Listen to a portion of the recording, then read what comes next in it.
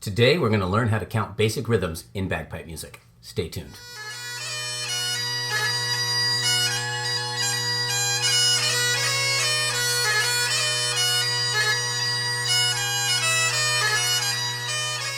Well, hello everybody, I'm Matt Willis Bagpiper, and on this channel I make videos to make you a stronger and more confident piper. If you like this kind of content, please like the video, comment below with any thoughts you might have, share it with other pipers in your life, and subscribe to the channel here. It all means a lot. I also give Skype lessons if you want more personalized instruction. Now, let's get on with the video.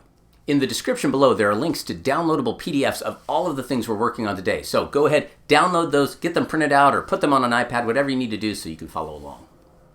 Rhythm. It's one of two tools as a bagpiper we have to make music. The only things we can do on a bagpipe are change the pitch of the note, how high or low the sound coming out of the chanter is, and how long and short we hold the notes. And how long and short a note is in relation to the beat is called rhythm. And I want to give you all maybe some strategies and tips to take the black ink on this page and turn it into something that is real music for us all. Now, there are a lot of different ways to count music, and I did not invent this system. I don't know where I learned it, but I've been using it for years, and I thought I would share it with you guys. So we have our sheets right here, and you can see on the first page how to verbally count notes in basic rhythm. We have a line of music. If we look at it, at the very beginning, we have a treble clef.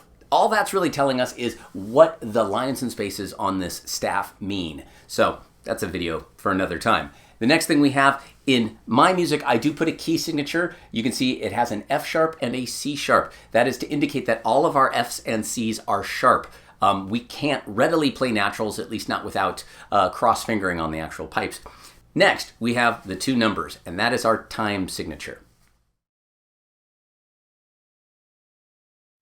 For today's video, we're going to be focusing on simple time. And in simple time, the numbers in the time signature mean the following. On the top, that's going to tell us how many beats there are per bar or measure of music. In this case, it's a 4, so there's going to be 4 beats per bar or measure. The number on the bottom is going to tell us the type of note that's getting the beat. Now, they could have just gone a 4 and used like a quarter note, because what the 4 means here is a quarter note. So the quarter note is getting the beat. For reasons that I don't understand, and if you do, comment below, they chose to use a number rather than the actual note symbol. So what it's really saying, it's 4 quarter note time. So that 4 on the bottom is like the bottom half of a fraction. This number itself is not a fraction. It's telling us how we're going to go about counting this. So if there are 4 quarters in a bar, how many quarters does it take to make up a whole? Well, that is a simple fraction. In a whole note, there are 4 quarter notes. So in this, we can see on the first bar, we have the whole note. It's just a round note, no stem. And you can see I have a number 1 written underneath, and then I have 2, 3, and 4 in parentheses next to it. I do that because on the metronome, you're going to hear the metronome clicking in the background while you're sustaining that note across all 4 of those beats. I have the metronome set here at 65 beats per minute. I have it in 4/4 time with the first note getting an emphasis. It's going to be a higher pitch, and then the next 4. So let's go ahead and count this first bar with a whole note and how we go about doing it. 1, 1. It's all 4 beats. So you can hear 2, 3, and 4, which is why they're written in there. But we're going to hold the note across. One more time. Ready, go. 1, 1. The next bar, we move to the half note. The half note is made of 2 quarters, so each note is going to be in 4/4 time, 2 beats long. 1, 3, 1, 3. Now notice I'm saying 1 and 3 and not 1 and 2. I'm not using the numbers to count the number of notes I'm playing.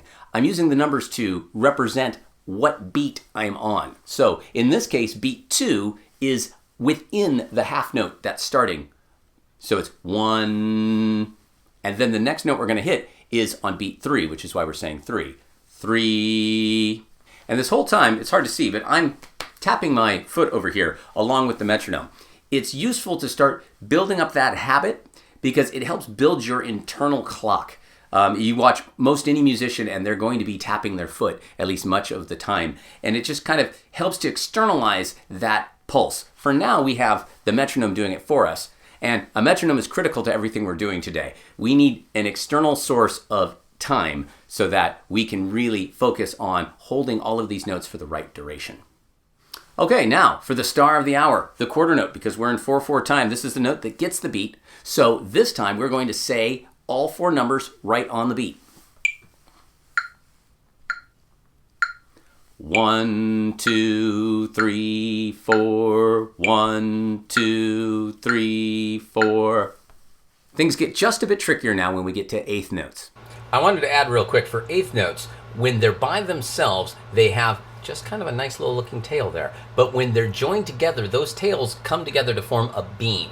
And that beam will show you the beat structure of the tune when it's written properly. So in a 4/4, you should see 4 pairs of 2 eighth notes where they're joined together. And you can see beat 1, beat 2, beat 3, and beat 4.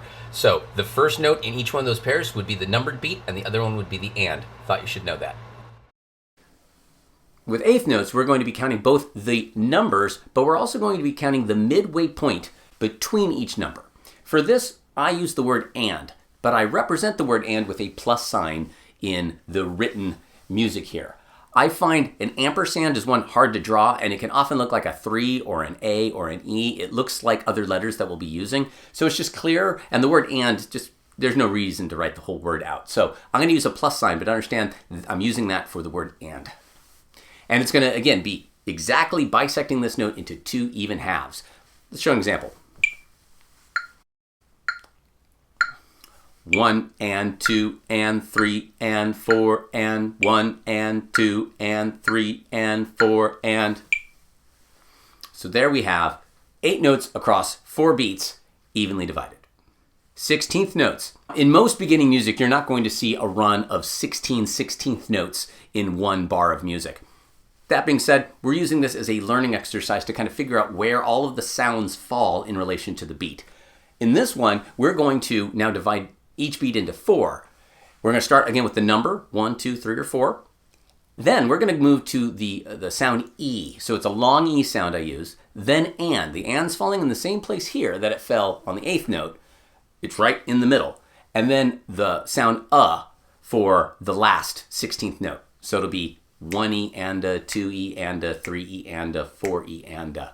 And similarly to the 8th notes with 16th notes, they have 2 flags. When they're by themselves, you just see 2 nice curly Q looking flags. But when they're together, you see the flags beam together. And again, the beam shows you the beat structure. In this case, there are 4 16th notes per beat, so that's why you see 4 of them joined together. Let's give an example. 1E and a 2E and a 3E and a 4E and a 1E and a 2E and a 3E and a 4E and a. But again, we're not going to be doing too much, at least yet, with even runs of 16th notes like this. Well, that's more for like hornpipes and things in the future. But we are going to use these 16th notes when we deal with the next 2 rhythms that are much more common in our basic pipe music, and that's the pointed rhythm and the snapped rhythm. So in a pointed rhythm, we take what could be 2 even 8th notes, and we want to pulse or stress the first one of those longer than the next. So rather than a 50-50 relationship to the beat, we're going to have a 75-25 relationship with the beat. To do that, we have made the second note a 16th note to make it just 1/4 of the beat. If we look at the 16th note, you can see there are 4 of them per beat. If we have only 1 of them in there, that's the 25%. We look back over at the note that starts it, it's an 8th note. Now the 8th note is made of 2 16th notes, but we have that dot. The dot represents an extra 50%, or 1 extra note from the tier below. I don't know, however you want to think about it. In any case, it makes that first note 75% of the beat, and the second note 25% of the beat. So 75-25. So you have a long note to a short note. We're now not going to be using the and when we're singing or speaking this out. We're going to use because of where it's falling in the beat. If you again look at the 16th note, you have 1 E and The E and the and are inside of that dotted 8th note, but the is still landing right where it should. Let's do an example. 1, a 2, a 3, a 4, a 1, a 2, a 3, a 4. So you can hear that that is like a brief kind of pickup note, if you will, to the next strong down. 1, a 2, a 3, a 4, a 1, a 2, a 3, a 4. Pointed rhythms are very, very common in pipe music of every idiom, whether it be a march or a strathspey or what have you. So we'll be using these a lot.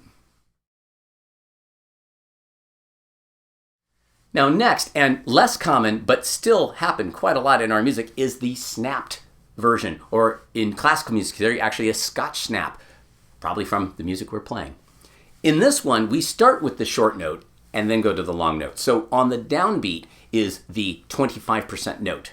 It's still represented by the number because it's landing on the beat. So in this case, the 1 or the 2, so on. But it's a 16th note. If we again look at that 16th note line, you can see that the very next 16th note is an E. It's not an and or an So when we're counting the snap, we're going to go 1E, and we're going to hold that E across the and the to make it 75% of the beat. So in a snapped rhythm, you have 25% to 75%. Let's give an example. 1E, 2E, 3E, 4E, 1E, 2E, 3E, 4E. So short to long. It's a very kind of unique to Scottish music. It's increasingly being used in other forms of pop and modern music, but we did it first. I'm going to now speak this whole bottom line, going from 4 beats of pointed rhythm to 4 beats of snapped rhythm, so you can hear what happens when they kind of meet up with each other. And I'm going to do it twice around, so when we get to the end of the snapped line, I'm going to go right back to pointed, and you can hear again how it switches back over. So when we come in the middle, we're going to have 2 short notes in a row at one point. Then when we come back around, we'll have 2 long notes in a row. Let's give an example. 1, a 2, a 3, a 4, a 1E, 2E, 3E, 4E, 1, a 2, a 3, a 4, a 1E, 2E, 3, 4E. If this is new to you, I would practice just speaking these rhythms with a metronome, not too fast, and start to really try to internalize where the ands, the uhs, and the e's fall in relationship to the beat that you're hearing.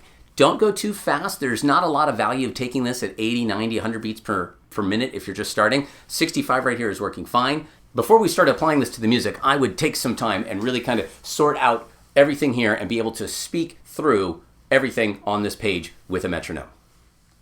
All right, guys, there's probably more than you ever wanted to know about basic rhythms in bagpipe music. Again, we only have 2 tools at our disposal when we're making pipe music. We can change our pitch and we can change our rhythm, which again is how long and short we're holding notes against a steady beat. So a metronome is crucial. This is the Tempo app, but there's a ton of metronomes out there. They all work fine. This video ended up being a little longer than I expected, coming in at about 35 minutes. So I'm going to go ahead and put this into 2 volumes. The next one's going to be about using the language that we just kind of figured out and how to apply it to real bagpipe tunes so that you can get the proper rhythm in them. That video will be up very shortly. It's almost done now. I just didn't think anyone needed a 35-minute video. Well, there you go, guys. If you got something on this video, please give it a like, subscribe to the channel if you can, maybe even like do the notification bell and all of that stuff. If you really want to go the extra mile, you can head over to my Patreon, where a small monthly donation goes an awfully long way to helping me continue to make videos like this for you guys. If you want more personalized instructions, go ahead and head over to www.mattpiper.com and get in touch with me. I do give online and Skype lessons, and I'd love to work with you. All right, guys, thank you so much for watching again. I am Matt Willis, and until next time, cheers.